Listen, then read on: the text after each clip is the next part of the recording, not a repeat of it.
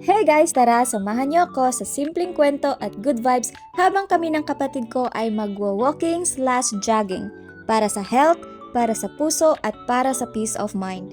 Kasi one day, nagising na lang kami na parang ramdam na namin ang bigat. Hindi lang ng buhay, kundi ng taba. Kaya ayun, nag-decide kami mag-walking, alam mo na, healthy living. Early bird nga pala kami dito sa Eco Park, Kidapawan City.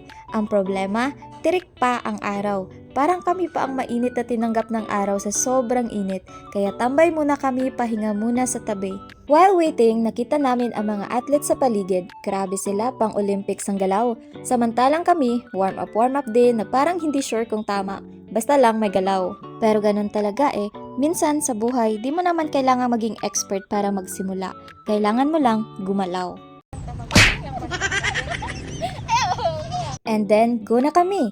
Walking, jogging, walking ulit. Parang repeat lang ng buhay minsan. May slow days, may fast days, pero tuloy-tuloy lang sa ikot. Nilibot namin pabalik-balik yung field hanggang sa sumuko na ang tuhod namin. Sabi namin, okay na siguro yun kasi honestly, pinawisan naman kami at na-enjoy pa. Dan? Malaman kisingot na. Pero mas na-enjoy namin ang paligid. Iba't ibang tao, may cute na malalaking aso with their owners, mga nagja-jogging, nag-skateboard, ang saya sa paligid.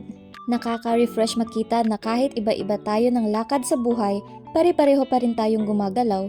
Some move fast, some slow, pero lahat may purpose. Parang life, di ba? And that's what this walk reminded us, na self-care isn't selfish.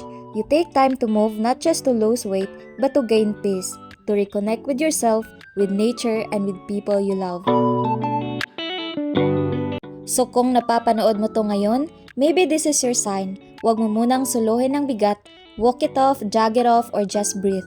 Ang mahalaga, gumagalaw ka pa rin at habang gumagalaw ka, may pag-asa pa.